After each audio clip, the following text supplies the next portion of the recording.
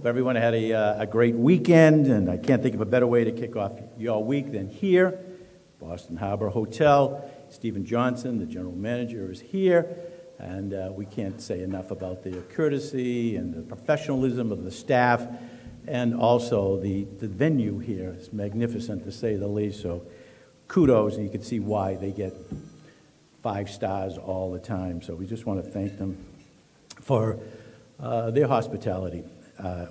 And speaking of thank yous, I want to thank the 2 co-sponsors of this morning's program. First, American Tower Corporation, and in particular, our board member, Becca Gould.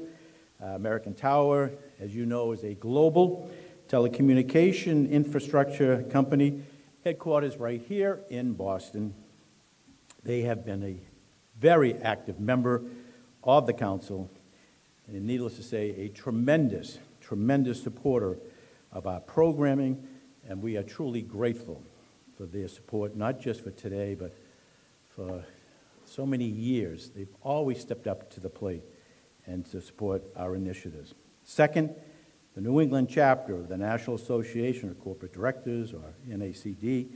We share a board member with NACD, Kevin McGovern of Deloitte, and another distinguished board member who has given so much to the New England Council. And people will always say that you are doing well, and the reason we're doing well is because we have board members like Kevin who step up to the plate to say, how can we be helpful to you and to carry on the mission of the New England Council. So we thank Deloitte, but more importantly, we thank Kevin.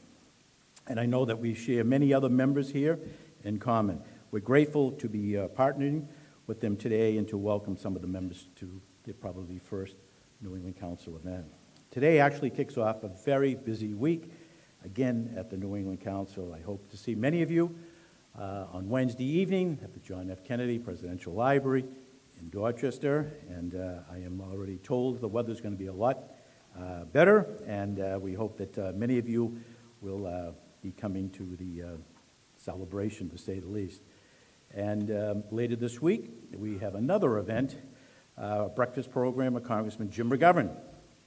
And it's going to be hosted by Suffolk University, and it'll be at the law school on Tremont Street. And then finally, we have one more event again this month, and that will be the end for this year. I think we're up to 102, 103 events all over New England and in Washington, which is extraordinary. This will be a very special forum looking at the issue of affordable housing here in New England. Senator Elizabeth Warren will deliver keynote remarks, followed by a panel discussion with some of our members who are working to address this crisis. But today, we are honored to welcome back a great friend of the New England Council, and needless to say, someone who I am very, very, very proud to call my personal friend, and that's Congressman Richie Neal. I have all these wonderful things to say about him, but let me just say, we have so many people who go to Washington, and some go to make a name. Richie Neal goes to Washington to make a difference. He is someone that is universally respected, both sides of the aisle, with all of the, chaos and confusion and animosity. And here's a gentleman who is well respected in both sides of the aisle. Example, retirement savings bill. It helps many, many, many people to save for their future.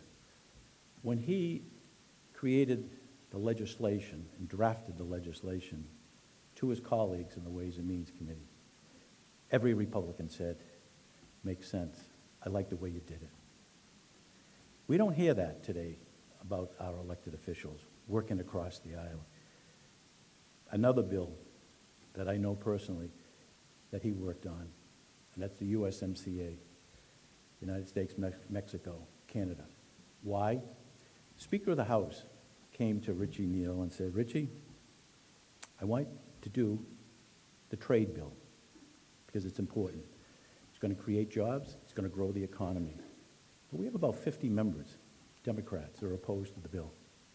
I want you to spend your time working with each and every member. And he did. No fanfare, there was no social media, he's not on the talk shows. He worked day and night to convince those 50 to come on board.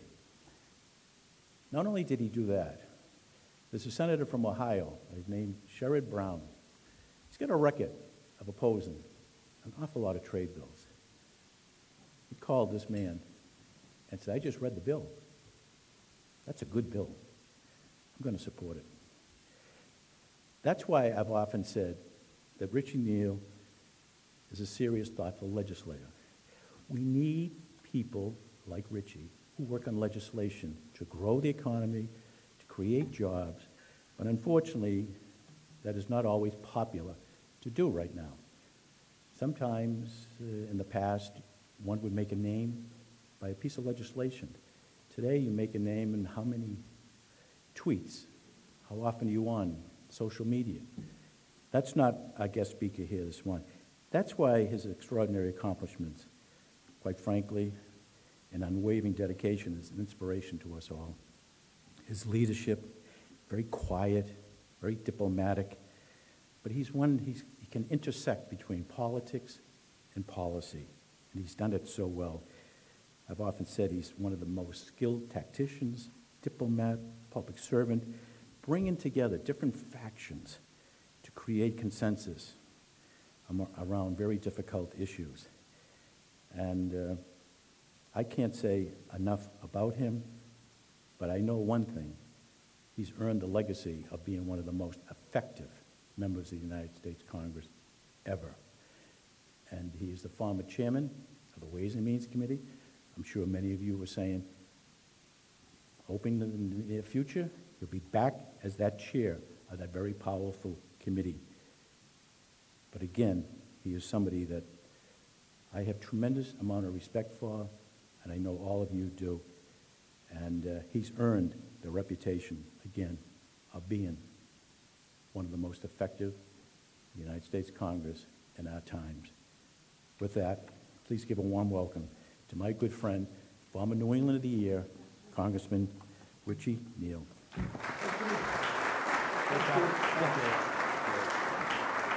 Thanks, Jim.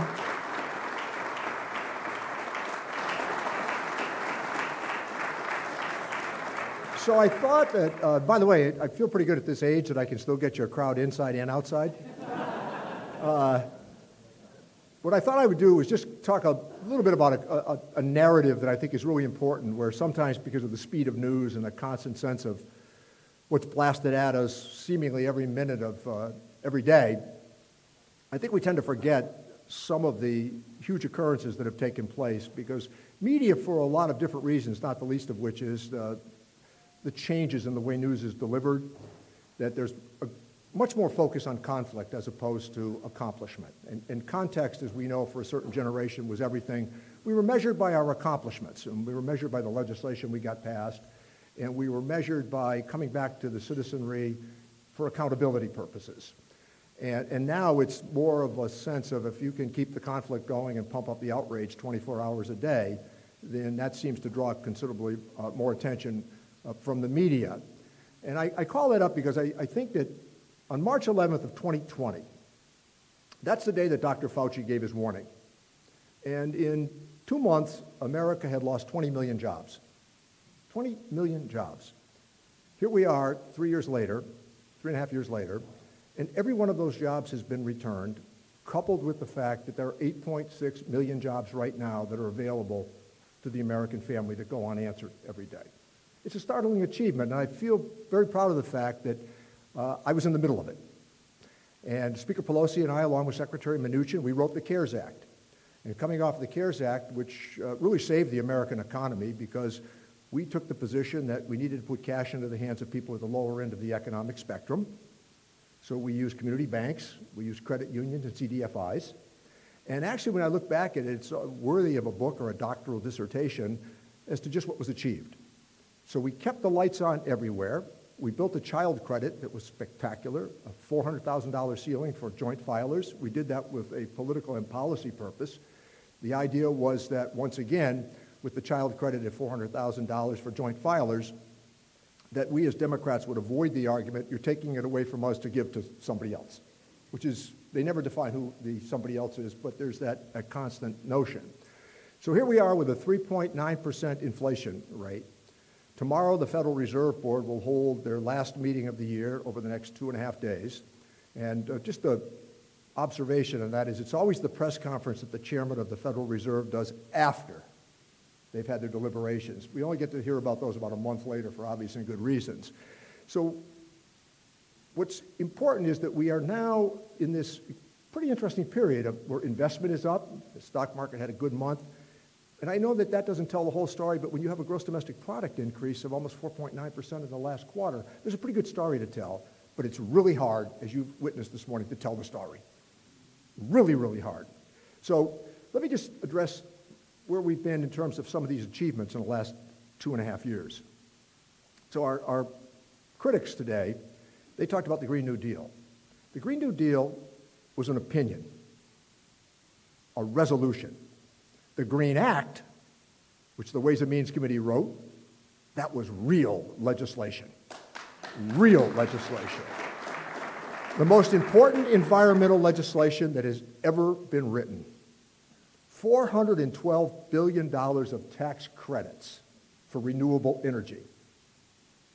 When they suggest you take money from fossil fuel companies, I don't take money from the oil companies.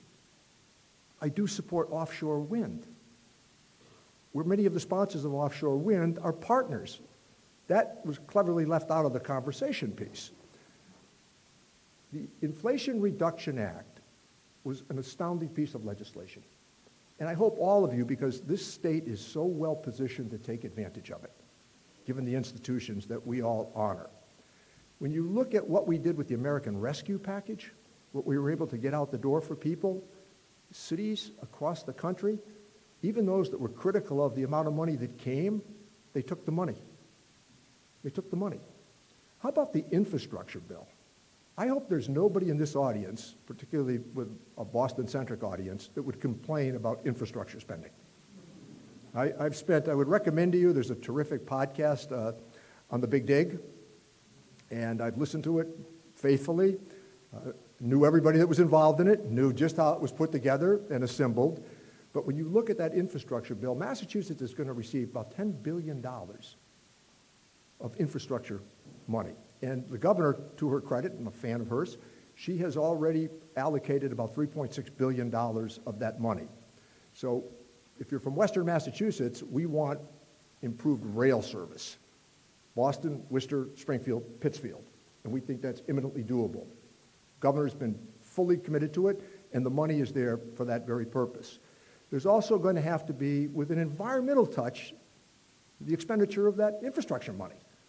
It will contain many provisions about how to be consistent with honoring the environmental changes that are coming in renewable energy, but at the same time, getting onto the building that has to take place. We, for decades, missed a big opportunity on infrastructure. We were doing sort of a patchwork opportunity on it, and it really wasn't working very well. So the engineers have been hired, the architects have been hired. Next summer is not going to be pleasant for everybody when the money actually starts to get into investment, into the ground. That's a big deal. I look back at what we were able to do with this legislation, and then I come to the CHIPS Act, an astounding piece of legislation for America. What we are going to be able to do to reinvest in America, in our old manufacturing base. And I think it's a long-term sound investment. I'm a real fan of Gina Raimondo. She was the primary author. To show you what good legislators do, though, she was in Columbus, Ohio, at a groundbreaking with the president, and she called me twice. She said he's putting the shovel in the ground right now, but she wanted to stitch together the last moments of that legislation. That's the system I came through. You should know that. That's what we all did. You made those calls late into the night. You made those calls. You were always available to get things done. And Jim mentioned the Secure Act and Secure 2.0 for retirement purposes, the emergency spending, expanded the savers credit for people in lower income groups. Minimum distribution now is going to go to 75 years old. Senators will be around forever now. And we transformed retirement savings, and we're already on to Secure 3.0. Now, when we get back this week, which I hope is the last session until January, we also are going to have to reauthorize NDAA. That's the National Defense Authorization legislation. And that's a big deal. The actual legislation will highlight the fact that when I went to Congress, we were spending $310 billion on defense. It slumped considerably with the collapse of the Soviet Union. It went to about 260. The threat seemed to have receded. Well, the threat's back. And so defense spending now is going to head toward, with this latest round, almost $860 billion worth of defense spending. And when I hear people say, well, where does the money go? Well, that's a big part of it, where it's gone. So I hope the package that we will develop this week will be aid for Ukraine. We need to stand with Ukraine against this punitive invasion. The president has proposed $14 billion for Israel, our fast ally. And let me use this. What China is doing in the South China Seas, we need to come to the aid of Taiwan as well. And I am open to a border negotiation. The president is open to a border negotiation. Let me just say, my grandparents were immigrants, like many of you in this room. We need a process and a plan and legislation. The current chaos that we're witnessing cannot be sustained. So the president has said, look, I'm open to give me a serious plan, and we can undertake it. And I think that those 4 parts of this legislation could be done this week if people would come together and understand that this is going to be a very important part of not only Joe Biden's legislative achievement, but a congressional legislative achievement. There's broad support for what I've just described. We just need to get it to the floor and get it passed, instead of what's happened where you have more and more of the recalcitrants on both sides who then use the opportunity to say something didn't happen to politically promote themselves. Well, it didn't happen largely because they want to make sure it didn't happen, because better to have the argument ongoing for their own purposes than it is to try to find the solutions that I've just described. A big issue that's going to affect Boston, New England, and the United States is ARPA-H funding. I want to say that President Meehan of the University of Massachusetts and we really lobbied that. And I sat next to Javier Becerra for 12 years on the Ways and Means Committee. I was all over him on this. And he said, well, we can't have, we want to make sure this is, you're absolutely right. We want to make sure it's above board. We want to make sure that Boston's a location. So that office in Cambridge, where the headquarters is, that's a big deal. And I hope the media starts to pay more attention to what was accomplished with that. I can't tell you how astounding that is. I also am open to some trade agreements. Jim mentioned USMCA, the largest trade agreement in the history of the world. When Speaker Pelosi said to me, you got to get this done, we did it. It was funny, I was on a roll. We were coming off all these big pieces of legislation I've just described for you, and I'm with Speaker Pelosi in Belfast. And she was a big supporter of mine on the inside. And when you're chairman of the Ways and Means Committee, you need the Speaker's support, because you're taking the committee and you're taking the Congress down a lot of paths that if you were in a seminar, they'd agree with you on everything. When you implement it, they're not so much in agreement. As long as you keep the conversation general, everybody's on the team. Get specific, and people start to fall off. That's just the reality. And she was so pleased with what we were doing, she said to me in Belfast, she said, Rich, there are a lot of people that think being chairman of the Ways and Means Committee is more important than being Speaker of the House. I gained my footing quickly and said, not me. But I want to applaud that leadership that she offered through the pandemic, her standing up. A hilarious story, but it's true, about that fortitude that I experienced with her. When she announced that she was going to Taiwan, I was talking to her about it, and she said, I called the White House to tell them I was going to Taiwan. And she said, I won't tell who she was speaking to, and they said, well, we'll pass that on. And she said, I didn't call to ask if I could go. She said, I'm calling to tell you I'm going. And I think that that's kind of the establishment of that alliance in the South China Seas that we need to continue to honor. Let me also talk about artificial intelligence for a moment. This will be the incubator on the East Coast, Massachusetts, as well as what's happening in Silicon Valley.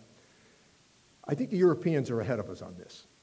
Regulation of AI is going to be really important. Now, nobody's talking about shutting down free speech. Nobody's talking about changing a forum. But we need to know what it is that we're embracing. We need to know the consequences of what artificial intelligence is going to do. And I'm hoping that we can do it short of a sledgehammer, but perhaps more than a butter knife, if I can use those two metaphors. And it's likely to have consequences that are going to be far-reaching for the world, what happens in Silicon Valley. I think that there are basic things that we can all agree to, including the right to be forgotten, the idea that how that information is stored, where it's kept.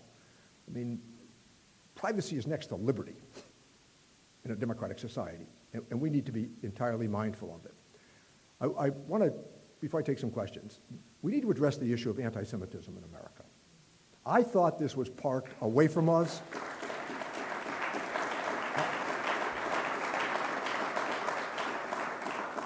I've been at this for a long time. Even I was stunned by what we were seeing.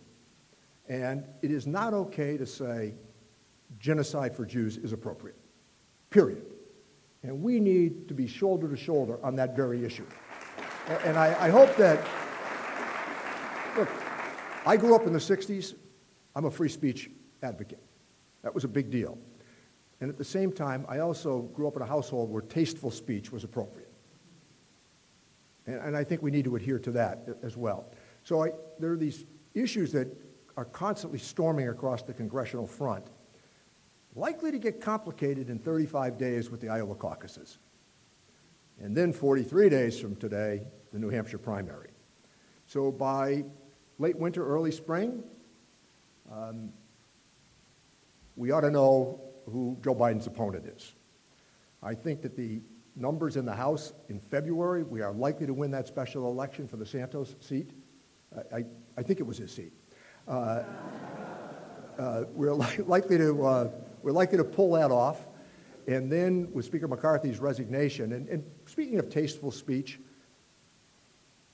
the people that pushed him out of the House, and I don't agree with Speaker McCarthy much, but the people that pushed him out of the House, they did it in an ill-considered manner. Now, he succumbed to the temptation of embracing a rule that made him vulnerable. He did that. But at the same point, it's important to remember that even trying to be a little bit gracious on the way out on their side would have been appropriate. The things that were said, I came from that belief in the House where when somebody did the right thing, you said so. So there wasn't anybody on our side saying, please, Kevin, stay. But there was on our side this idea that January 16th, we're going to be back to the same problem with a different speaker. The same problem. And it's the margins in the House, which by February are likely to be a Republican majority of 2 in the House, and then we'll be up by 2 in the Senate. Don't ask for unrealistic solutions with those sorts of margins. And then as you proceed to the re-elect season and election season, it'll be even harder to get past that arithmetic. Now, if we were in a European system, you would call it a snap election. We know what our election is going to be, the first Tuesday after the first Monday in November of 2024. Next year, not only a presidential election, the UK will have an election. Across Europe, there are going to be elections. Ireland's going to have an election. And I think that I'd like to see some of the turmoil calm for a bit, where we might have an engaged conversation about the issues that confront the country. The notion that if you can yell the loudest, that you're right, escapes me. I've just never understood that. I always have thought that even, with USMCA, 195 Republicans voted for it, 194 Democrats voted for a trade agreement. You need to go through metal detectors to talk to Democrats about trade. And I look back at this, many of the achievements we had in the legislation I've described for you today, they've been transformative. And the American family is going to benefit for years to come on what we were able to get done. If we could just perhaps kind of lower our voices and talk about what it is that we might find a sustained path on, it would be much more beneficial to the American family. So with that, I'm happy to take some questions from you. Yes, please. We're going to have two mics Yep. for Sam and Sean have the mics. So just identify yourself, and let me, if I could Thank just you. ask the first question. Oh, please. My name is Jill Okay. Wittels. I run a startup company out of Massachusetts in aviation, and I'd like to know when the FAA reauthorization is going to get passed, because it is long, long overdue. You're absolutely right, and it should be routine. That's right. That's how easy that one is to do. It should be bipartisan. I'm all in on it. I hope that we can move that legislation. It's one of those things, you raise a good question, because academically, if we're all together with the two parties, but there's no cameras or there's no, none of the opportunity to shout, everybody knows it's got to get done. Just do it. You're reading these horror stories about what's happening at some of the airports, and I think that this is one of those issues. At one time, there was no problem with it, but that's now caught up in the maelstrom. If I could just ask a question on taxes. There's talk that the conservative members in the House are talking about big, bold business tax cuts. White House, some of your colleagues on the Democratic side, talking about, hey, if we want to do that, give us the child tax credit. Is there any realistic chance of any of these So happening? we're into this period of what's called tax extenders. And you should know I've been part of all these discussions for years. I'm in favor of the tax extenders. I've held that out to my Republican colleagues. I've said to them, look, let's do it. And so this is one of the funnier parts of legislative life. The Republicans, I get on with them, and they will say to me, Richie, you're going to do that tax extenders package? And I've said to them, well, I am, but what about your side? Because in congressional life, as it relates to tax, the private conversations are frequently quite different than the public conversations. I mean, again, generality works, specificity, a bit more difficult to get through. So last week, conversation by two Republicans, one from Kentucky, and decent enough sort, and he was querying me on the tax extenders. So I'm all in. I've got some I want. I like the low-income housing tax credit. I like new markets tax credits. I like the historic tax credits. But the key to unlocking the door is a more robust child credit. I favor the R&D credit. I'm a little bit more skeptical of expensing right now because the inflation story has gotten considerably better. And if we put in a bonus for depreciation, I'm worried that all of a sudden people are going to go out and start buying huge amounts of equipment again. And the problem with that, the inflation issue then perks its head. It looks as though that inflation rate now is headed toward 3%. The Fed chairman, he's saying 2% is still the target. But if they don't raise rates tomorrow, I know what investors are thinking. They're thinking by spring, rate cuts. And the market likes rate cuts, as you know. And the only point that I'll make on that is that I've talked to Governor Romney. They love being called governor, by the way. So I said to him, recently he called me on another issue, and he said, what are you thinking, Rich? And I said, I'm thinking child credit there, Governor. And I said it could unlock a lot of things if we were to build a bigger child credit. What the child credit did during the pandemic, extraordinary. Extraordinary what it did. And I think on the Democratic side, it's got a huge amount of support, but unlocking that box, the evangelicals like it because they think child poverty in America is an abomination, and it is. So I think that, for people at the lower end, cash flow, big deal. So I could write this package, and I think that if people didn't have to put their names on the board, it would pass easily. So the same Republicans that will say to me, you've got to get this over the line, then I'll say to them, well, how do you think we ought to pay for it? They're less enthusiastic about that. Can I share this with you? We don't have to pay for it. We've never had to pay for it. You could do these tax extenders. It's sensible policy. The year after the child tax credit expired, 3.3 million children ended up in the poverty. So And it's a good way to use the tax code, by the way. It's efficiency. It's built in. You know what's coming, and you can plan around it. And there were some that were baffled because all of a sudden they had this money in their checking account. We did that on purpose. We did that on purpose. We wanted the money immediately into these accounts. Again, overwhelmingly for people at the lower end. questions for the congressman? Please. Joe Feaster, just wait for the microphone from Sam. Thank you very much, Congressman. As always, Jim, you do a great job. Congressman, you were a great mayor and did the great work in many, many areas. And everybody here, Joe? Yeah, say that again, Joe.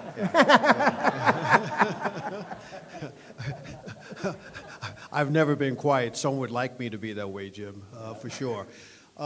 Congressman, I've been very much involved in the health center movement for many, many years, and I'm always concerned about our health system, and certainly some of the conversations that are going on now. We've had the COVID epidemic. Yep. We have this issue, which the hot button issue in terms of the abortion issue that's going on right now. How is it looking for our community health centers and for those persons who are less fortunate to provide for their own health care? Well, it was one of the most innovative approaches that we had that was included in the Affordable Care Act. The Ways and Means Committee wrote most of that Affordable Care Act. And I remember the night that it passed in the committee. Most of us said, wow. And what we did with the Affordable Care Act, we decided that universal access was the big deal. Universal access. And to get universal access, we expanded Medicaid. And I believe there are 42 states that have accepted what we did. There's still a few that are on the sidelines. But even some of the red states have adopted, as you know, Medicaid expansion. And what's astounding to me, based on your question, is that the Affordable Care Act now is polling in the low 60s in terms of approval rating. I was there that day. I remember what it was like when we came out. And just because I know many of you like politics, that night, the last joint that was open on Capitol Hill, it's a place where a lot of the really smartest members of staff and others gather on Capitol Hill that know the tax code. I mean, you get excited by a football game. They get excited by taking on that tax code. And so we went up there that night, all of us on the Democratic side. And I was looking at all these members of Congress, particularly the younger ones, and they were toasting each other. They said they had done the right thing. And I remember talking to a fellow friend of mine, Jerry Costello from Illinois. He voted for it. I helped to write it. And he said to me, a lot of them are not coming back because of this vote. And, it's one thing to sacrifice your career if you, again, can offer a seminar, but when you have to really do legislation and you're held accountable for it, and most of them did not come back. I use that example because they thought it was that important. And now, I think 62 or 63% approve of it. Proving once again, by the way, that trying to take a benefit away is a very hard thing to do. So for all the talk, just say this is not a partisan statement, Republicans have never agreed on health care. In all the years I've been in Congress, that is not a partisan statement. It's reality. John Boehner and I have talked about this. They just don't agree on where we should go. So we gave a plan. And on the health centers, I think that is a modern, efficient way to deliver health care. I note them in Springfield and Holyoke. And I know who comes through the door and how it's done. It's pretty impressive. But those healthcare centers were a very important part of the ACA. And if anything, we should expand them. Yep. Time for a couple more questions. Please. We'll just wait for the mic and, yep. Thank you.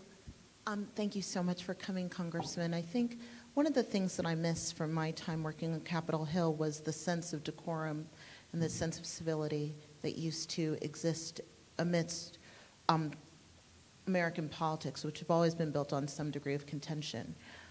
When I look at some of the newer members of Congress, I'm shocked and I'm dismayed as an American to see the ways that they treat one another, to see one of the ways they treat their citizens, and the way they treat our Constitution.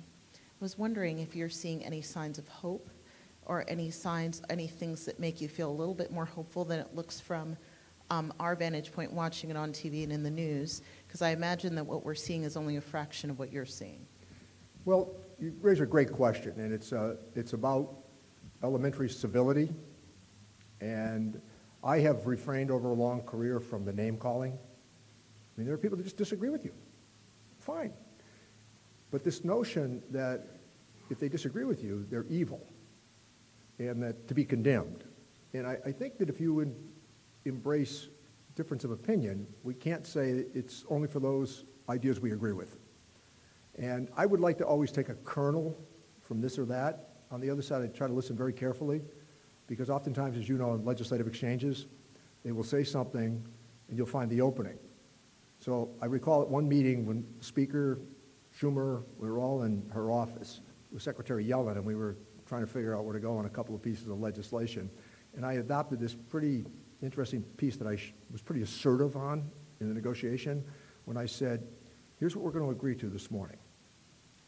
Once we've agreed to something, we will not revisit it again.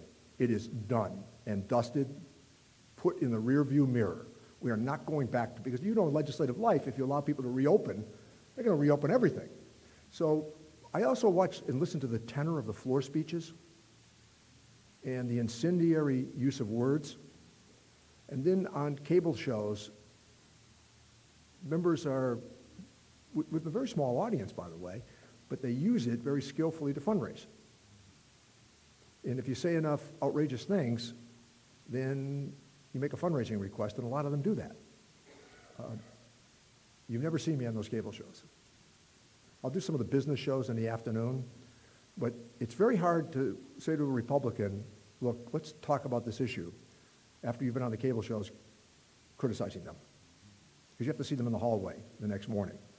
There was this kind of interesting character that some of you might have remembered from Congress. His name was Jim Trafficant. Bit of an unusual guy, as we would say. Not malicious, by the way. That's the other thing that's changed. The characters, when I started out, they weren't malicious. The characters today are malicious. And I saw Trafficant one morning in the hallway, and I think part of it was for affectation, the way he dressed and all of that. He did it on purpose. And I said, how you doing, Jim? He said, not well. I said, why? He said, I just found out I'm number one on the Republican hit list. I said, well, what's wrong with that? He said, because I'm number one on the Democratic hit list, too. So I'm reminded of those sort of characters. And I just think that stick to the issue, kind of avoid the personalities. And we've tried very hard to do that. But you've touched on a major point, because for 25 years, the American people have voted for people who ran against Congress to get elected. And by running against Congress, you can never buy into the big deal, because that would be treasonous on the part of some of your most ardent supporters. And what troubles me about it is every issue is not Armageddon. There will be another day. And in Massachusetts, we pride ourselves on the congressional delegation, achievement, getting things done. Everybody's got their first committee assignment in Massachusetts. I learned that from Joe Moakley, who learned it from Tip, who learned it from McCormick. You can put on a great seminar, or you can legislate. Thank you. Beam me up. That was Jim Trafficant, always would start off, beam me up, Mr. Speaker. Also expelled by his colleagues in the House. Not only was number one in the Democrat, number one, he was expelled. So, other questions? Peter Rice from the Federal Hanscom Credit Union. Congressman, thank you very much for your work on Ireland. For anyone who thinks that there was a problem that was unsolvable and unfixable, your leadership was essential in that. What have you learned about that process that we could apply here to our own American political system? Well, we're on the 25th anniversary, as you know, of the Good Friday Agreement. My staff will tell you that I've been with it since the late 70s with the hunger strikers. And I've had a chance to participate in all of these it will never happen moments.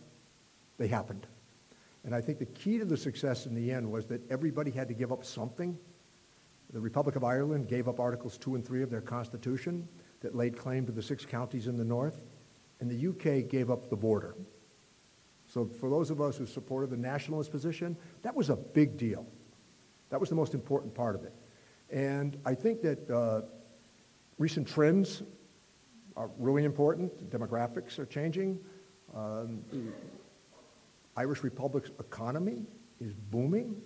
And I think that now the goal for all of us who have a desired outcome in this is to convince the Unionists that we offer no threat to their identity. We offer no threat to their identity. And the Irish government, they've been in recent weeks, a lot of members. But one of the nice things about it was that when the threat came after Brexit, which was a sovereign decision that a sovereign people made, they made that decision. But if you recall, the argument became then that they might have to resurrect the border. That was a non-starter for all of us. Today, you drive from Dublin to Belfast like it's nothing. You drive, from Derry to Donegal like it's nothing. Your phone pings. That's it. And I was on a Codell with Tom Foley, the Speaker of the House, in 1989. We were stopped between Donegal and Derry by British military. They mounted the bus with the Speaker of the House on it, searched us. There were 30,000 British soldiers in an area the size of the state of Connecticut, to your point. 30,000. Today, they're gone. And people get on reasonably well, and I hope that Stormont by the end of the year will be up and running. And so I do consider that a real achievement and intend to stay with it, I can tell you that. Maybe one final question. Joe Donovan, just want to wait for the mic from Sam.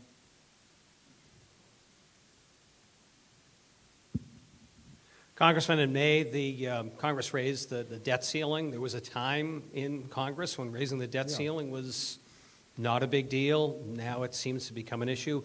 Do you feel like, and you've certainly expressed your views, do you feel like any of your colleagues have different thoughts on future debt ceiling negotiations? Yes, and I think we should get rid of the debt ceiling because it's become an artifice for disagreement. I think that it was a measuring stick at one time, which you gave me a great opening here, which just bear with me for a couple of seconds. How did we get to where we are with the debt? Remember, the debt is an accumulation of deficits. So during the pandemic, the idea was we had to get that money out the door, and we borrowed it. Reasonable policy, and it worked. So as I noted earlier, defense spending, right? $300 billion to almost $900 billion. And the other side voted for those increases. I voted for most of them. I have 2 military bases. They're both doing quite well, by the way, in Westfield and Chicopee. And those are obligations that we have. And at those 2 bases, by the way, more than a third of the activity there is commercial. It's commercial. So I want those to continue functioning. So here's going to be the touchy top part of what I'm about to say. We've had $10 trillion worth of tax cuts since President Reagan. $10 trillion worth of tax cuts. So when Bill Clinton left on January 19th of 2020, I'm sorry, but I got that date right, but I know when he left. And when he said goodbye, we were looking at enormous surpluses. The budget had been balanced 4 times. It's only been balanced 5 times since the end of World War II. And by the way, when people say it should always be balanced, no. You buy a house, you don't pay for it in cash. But we have to support an educational system, make these long-term investments. That's a reasonable expenditure of the public purse. So in 2001, President Bush decides with the surplus to embrace $1.3 trillion worth of tax cuts. In 2003, $1 trillion worth of tax cuts. President Trump's tax cuts. Look, they want to have the discussion, let's have it, but let's include the fact that those tax cuts took place as part of this discussion going forward. And we invaded Iraq, which, by the way, there weren't many of us in Congress who voted against the war in Iraq. I was one of them. And I saw what was coming. So we now have 1.5 million new veterans. They deserve our help. We need to keep the promises we kept to them along the way. That's going to be a huge part of our legacy costs. These are the cumulative effects that we have. You consider those tax cuts in 2 wars? Trillions of dollars for those wars. So when I hear this argument that somehow the tax cuts didn't have anything to do with this, of course they did. Of course they did. So we put out a pretty good tax bill. I'll just share this with you. I know that I'm sitting with some accountants here, and you got to admit, we keep you busy. You'd be working for a long time. So we put out a pretty good 26% corporate rate, reasonable, but you could keep your deductions in what we did, reasonable. 28% cap gains rate, reasonable, and take the top rate back to 39.6. Those were Bill Clinton rates and Barack Obama rates.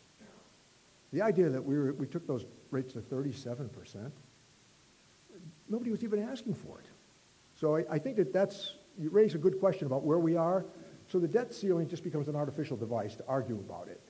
But I think that if you voted for more money for defense, if you voted for the tax cuts, if you voted for the pandemic relief, you're obligated to raise the national debt. That's all there is to it. Well, with that, we want to thank the congressman taking time out of his very busy schedule. As you know, he's going back to Washington this afternoon. They've got a couple of days left in the session. They've got an awful lot on the plate, but whatever is on the plate, our guest speaker will play a major role in whether they will be enacted and part of the law. So he's a key player. We thank him for always finding time to come by. I hope you enjoyed the informative discussion, to say the least. He's truly somebody who just loves the politics. He loves working with people, but more importantly, he's there to make a difference. And you just heard him enunciate all of the pieces of legislation, the CHIPS bill, the infrastructure bill, the innovation bill, USMCA. His fingerprints are all over the pieces of legislation, and many of them are nonpartisan because he was able to work across the aisle. And then finally, I remember many years ago when the chairman of Ways and Means was a Republican, Chairman Brady from Texas. Republican, and I saw him at the airport. Good guy. I saw him at the airport one day, and I said, you know, Congressman, I'd love to have you speak to the New England Council. And I'm a good friend of Richie Neal. And he said, I would do anything for Richie Neal. Absolutely, I would do that. That's what we need. Yeah. People don't necessarily agree on the legislation, but they have that rapport of respect for each other that is missing today, and we don't put a premium on it. Chaos is the premium of the day. You know, confusion, and as he's So I would just tell you one Kevin Brady story, though, because it's worth it. So the Democrats on the committee, we really liked Kevin Brady. And he said to me one day, stop telling people you like me. It's not helping. It is not helping with my own side.